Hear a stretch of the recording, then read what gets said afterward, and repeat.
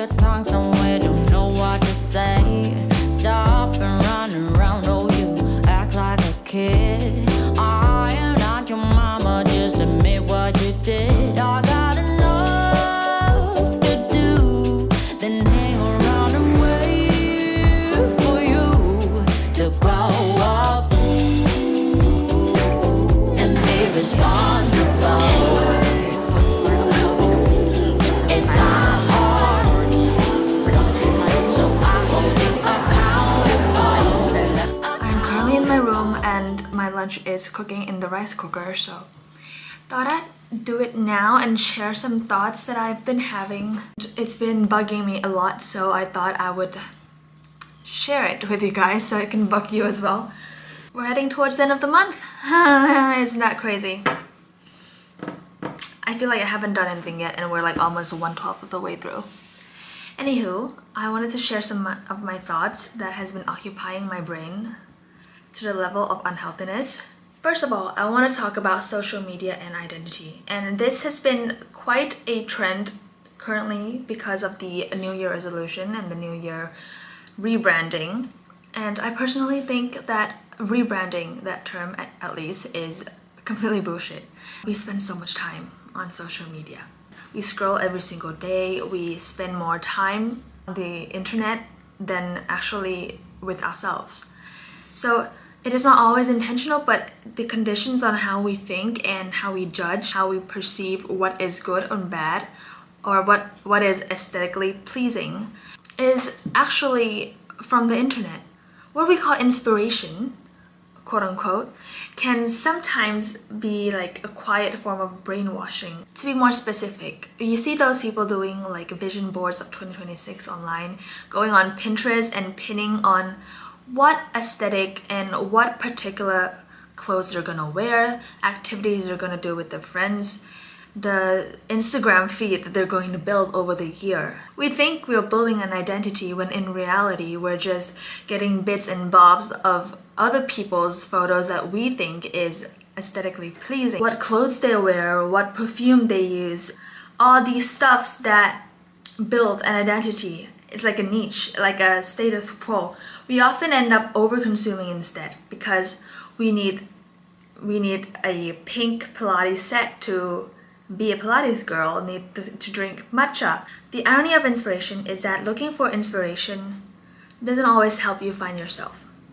It sometimes actually pulls you further away from finding yourself and pulling you further away from your own instincts, especially now that you have social media that is quietly rotting your brain and brainwashing you at the background. We consume so many perspectives that our own perspectives becomes more a blur. We mistake visibility for clarity. I find that you start to trust your external reference more than your internal voice in your head. What is scary is that I've noticed that sometimes you don't realize that. You don't realize that this preference that you like actually comes from somewhere else on the internet because you spend so much time scrolling and being exposed to that sort of inspiration that you start to believe that it's your own thought. So here's how intentionally building an identity can actually lead you to losing yourself even more. You pick up ideas from your idols, your Instagram creators.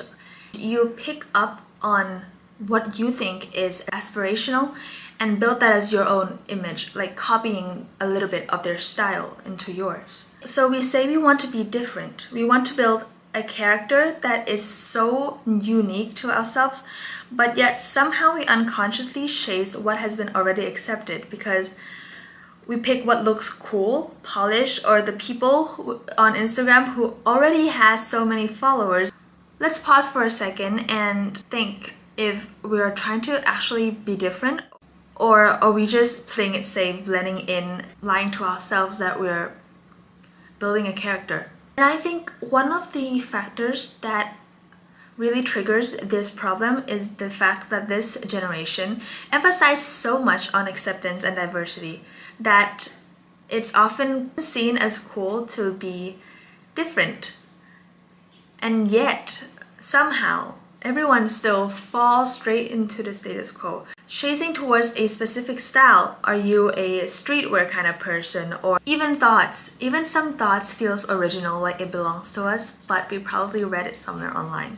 For example, when I go thrifting with my friends, I would often pick up a piece of clothing and I go like, oh, that's so cute.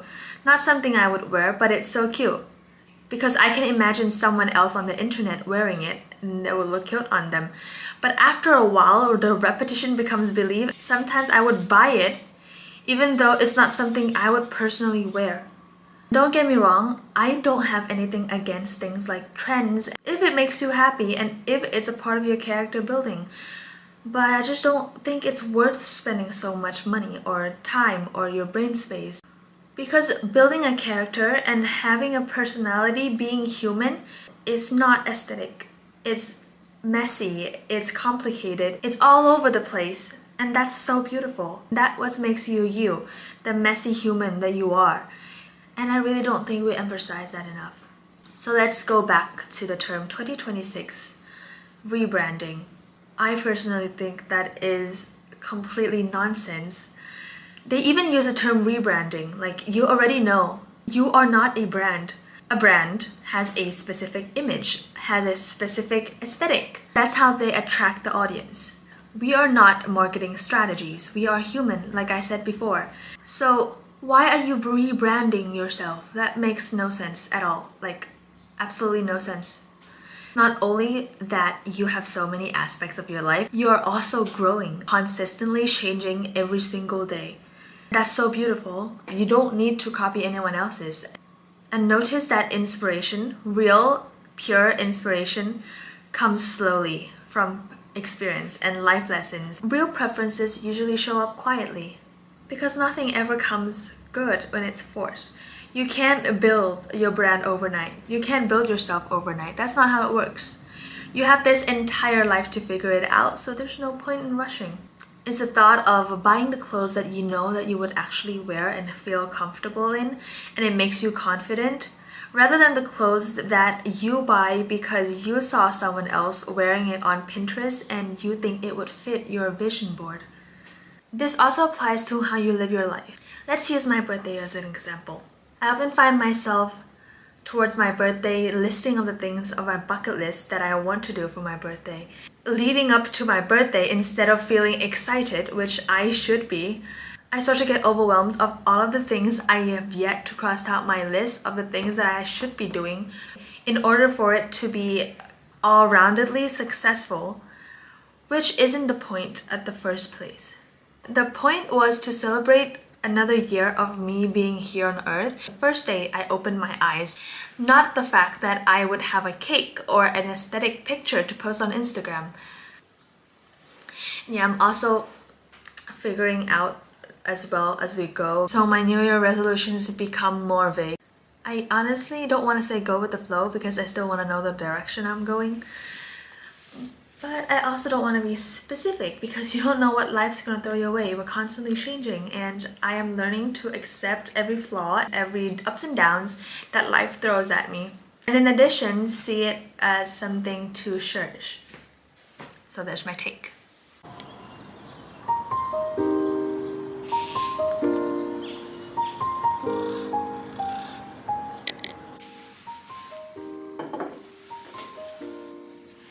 Happy Monday, guys! My class starts in an hour and a half and my friend is picking me up soon. I did make myself a little breakfast bagel that I will demolish, and it will give me fuel to run my day. I do have more things I want to talk about tonight, but I'll do that later. There's really no point in recording this particular section of the video, but I just want as much footage as possible of me in this particular room because I will be moving out soon, and well, that's a story for another time. Get nothing done, and nobody else in this room makes any sense except for you. I don't know how you do it. I don't mind if we just stay here, lay beside me for a while.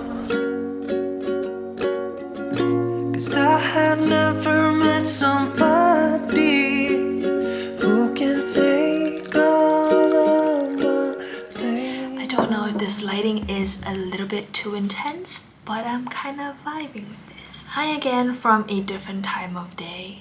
We are going to be continuing with our talk, and I have my little cup of tea with me because it makes me feel a little bit more sophisticated. Oh my god, Winnie the Pooh do be looking kind of spooky back there.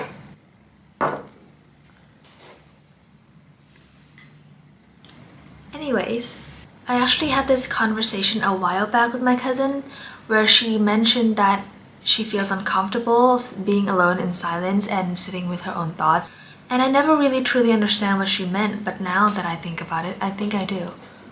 I think because we have such an easy access to people's opinion or any external form of validation to back up our opinion of a certain topic.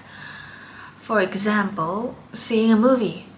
Sometimes you find yourself going to see a movie because everyone has been talking about it, or changing your mind about seeing a movie because of the reviews that the people who have watched the movie already left on the internet.